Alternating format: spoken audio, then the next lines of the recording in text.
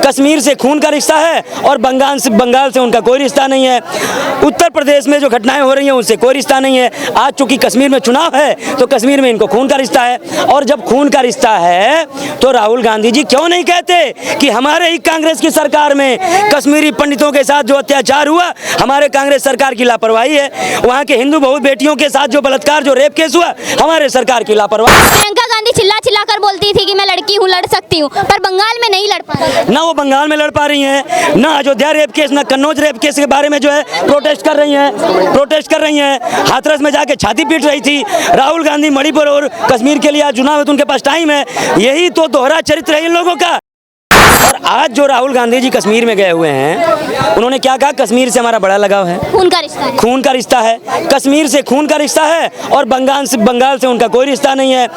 उत्तर प्रदेश में जो घटनाएं हो रही हैं उनसे कोई रिश्ता नहीं है। आज चूंकि कश्मीर में चुनाव है तो कश्मीर में इनको खून का रिश्ता है, और जब खून का रिश्ता है तो राहुल गांधी जी क्यों नहीं कहते कि हमारे ही कांग्रेस की सरकार में कश्मीरी पंडितों के साथ जो अत्याचार हुआ हमारे कांग्रेस सरकार की लापरवाही है, वहाँ के हिंदू बहुत बेटियों के साथ जो बलात्कार जो रेप केस हुआ हमारे सरकार की लापरवाही है। खून का रिश्ता है तो सच बोलिए ना, खून का रिश्ता है तो फिर क्यों नहीं बयान दे रहे हो? आज चुनाव है तो खून का रिश्ता, और क्या कहते हैं चुनाव खत्म तो कोई रिश्ता नहीं। तो ये कह रहे हैं अगर हम कश्मीर जीत जाते हैं तो पूरे भारत में हमारा कब्जा होगा, पूरे भारत में कब्जा होगा। अब ये देख लीजिए क्या भाषा है ये बालक बुद्धि का कि भारत पे कब्जा होगा।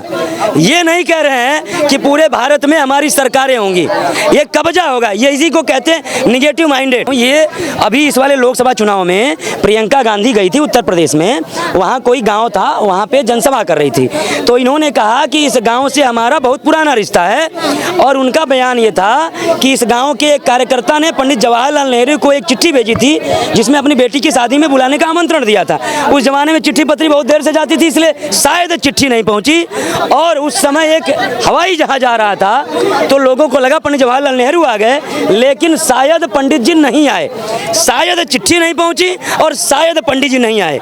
समझ में? अरे भाई या तो चिट्ठी पहुंची होगी या नहीं पहुंची होगी, या पंडित जी गए होंगे नहीं गए होंगे, लेकिन खाली उन लोगों को इमोशनल ब्लैकमेल करने के लिए शायद चिट्ठी नहीं पहुंची और शायद पंडित जी नहीं आए। मुद्दे पे वापस आते हैं भैया। मेरा कहने का मतलब है कि देखिए जब आप बनावटी बातें करोगे ना तो आपका चोर पकड़ लिया जाएगा। उसके बाद इन्होंने कहा कि आज मैं आ गई हूँ, पंडित जवाहरलाल नेहरू गए नहीं गए, उनकी बेटी इंदिरा गांधी नहीं गई और राजीव गांधी उनके बेटे नहीं गए, आज 50 साल बाद ये आ गई हैं और ये लोग ऐसे वोट मांगने का काम करते हैं। अंतिम सवाल भैया, राहुल गांधी के पास कश्मीर जाने का समय है, घूमने फिरने का समय है, पर बंगाल के जो केस हुआ डॉक्टर ममिता का उसके ऊपर एक ट्वीट करने का समय नहीं है। प्रियंका गांधी चिल्ला चिल्ला कर बोलती थी कि मैं लड़की हूँ, लड़ सकती हूँ, पर बंगाल में नहीं लड़ पा रही। ना वो बंगाल में लड़ पा रही हैं, ना अयोध्या रेप केस, ना कन्नौज रेप केस के बारे में जो है प्रोटेस्ट कर रही हैं। हाथरस में जाके छाती पीट रही थी। राहुल गांधी मणिपुर और कश्मीर के लिए आज चुनाव है तो उनके पास टाइम है।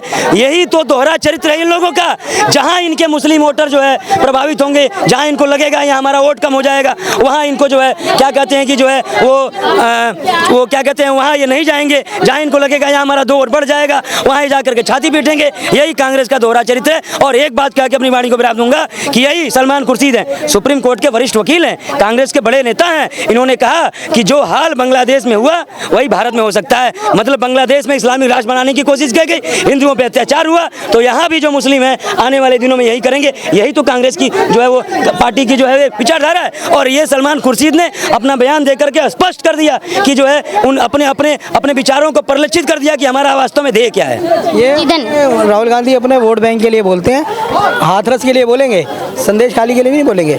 जहाँ इनका वोट बैंक है उसके लिए बोलेंगे, और जहाँ इनका वोट बैंक नहीं है वहाँ पर ये मुंह पे निप्पल डाल के अपना चुप करके झुनझुना बजाएंगे, झुनझुन झुनझुन। धन्यवाद।